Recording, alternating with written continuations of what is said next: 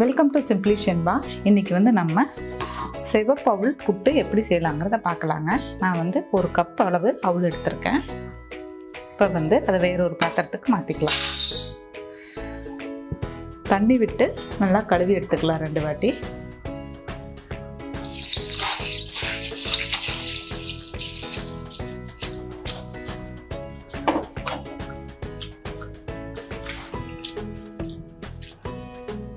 தண்ணி வடிகட்டிக்கலாம். பாருங்கள், கழுவுனா இந்த மாதிரி நல்லா அழுக்கு வரும்.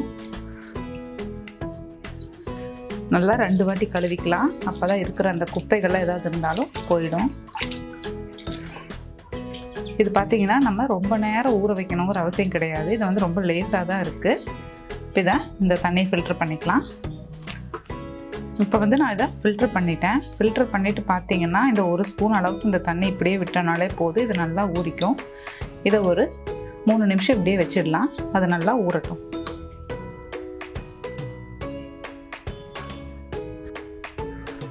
அவல் ஊறட்டுங்க. அதுக்குள்ளே அது கூட மிக்ஸ் பண்ண வேண்டியது தேவையான பொருட்கள் என்னென்னமோ நம்ம அதை ரெடி பண்ணிடலாம். ஒரு கடாய் வச்சுருக்கேன். அதில் கொஞ்சம் நான் கடலை எண்ணெய் ஆட் பண்ணுறேன். ஒரு 2 ஸ்பூன்.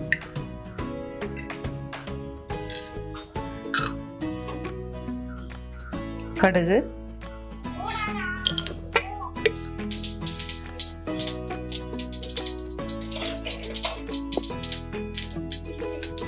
பெரிய வெங்காயம் ஒன்று எடுத்துருக்கேன், பொடியாக நறுக்குனது.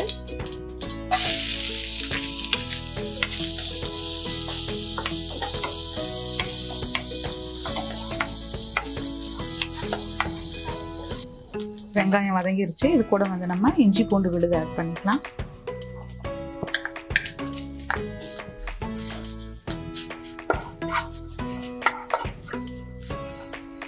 இப்போ இது கூட ஒரே ஒரு நார்மல் சைஸ் தக்காளி ஆட் பண்ணிக்கலாம்.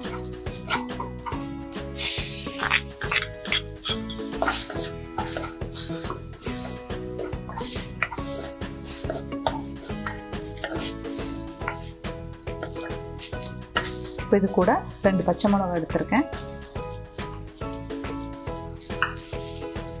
கருவேப்பிலை பொடியாக நறுக்கி வச்சிருந்தேன்.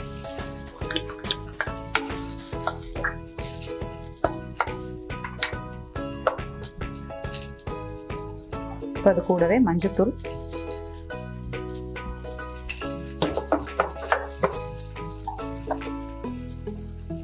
தேவையான அளவு உப்பு,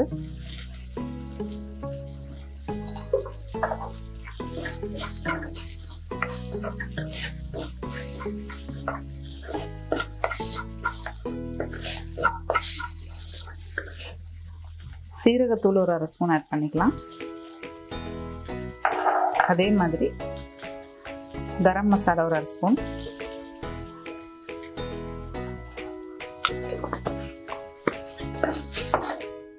இப்போ நல்லா வணங்கிடுச்சு. இது கூட நம்ம மல்லித்தலையை ஆட் பண்ணிக்கலாம். ஆட் பண்ணிவிட்டு ஸ்டவ் ஆஃப் பண்ணிடலாம்.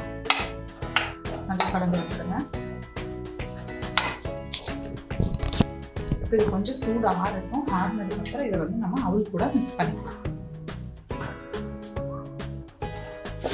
அவளும் பாருங்கள், நம்ம 3 நிமிஷம் வச்சோம் இல்லையா, நல்லா ஊறிடுச்சு. இப்போ இது கூட நம்ம வணக்கி வச்சுருக்கிறதையும் இது கூட ஆட் பண்ணிக்கலாம்.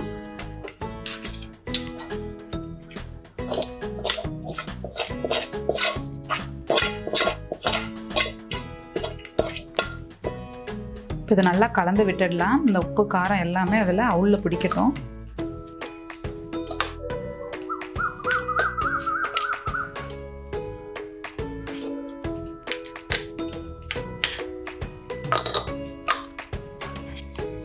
நம்ம நல்லா கலந்தாச்சுங்க. இது பார்த்திங்கன்னா இப்படியே சாப்பிட்றது கூட நல்லா இருக்கும். நம்ம இப்போ கொலா புட்டு மாதிரி வேக வச்சு எடுத்துக்கலாம். ஃபஸ்ட்டு கொஞ்சம் தேங்காய் பூ போட்டுக்கலாம். இப்போ அவல் ஆட் பண்ணிக்கலாம். அது கூட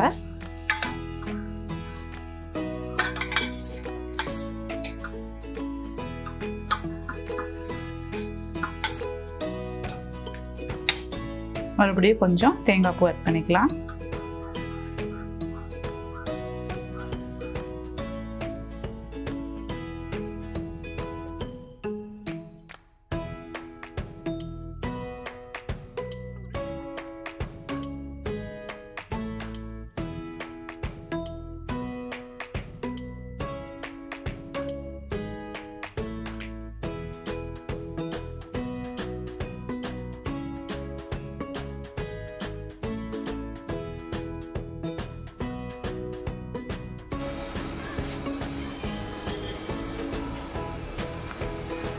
லாஸ்ட்டாக தேங்காய் ஆட் பண்ணியாச்சு.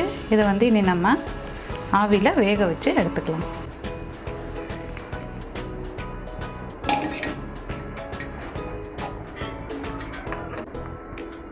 நமக்கு இது வெந்துருச்சுங்கிறது எப்படின்னு தெரியும் இல்லையா? இந்த ஓட்டையில் வந்து நமக்கு வந்து மேலே பார்த்திங்கன்னா ஆவி வரும். அது வரைக்கும் நம்ம அடுப்பை வந்து லோ ஃப்ளேம்லேயே வச்சு வேக வச்சுக்கலாம். பாருங்கள், இந்த மாதிரி மேலே வந்து நமக்கு ஆவி வரணும். அப்போ தான் வந்து ஃபுல்லாக வெந்துருக்குன்னு அர்த்தம். இப்போ வெந்துருச்சு. நம்ம இதை வந்து நம்ம இப்போ எடுத்துடலாம்.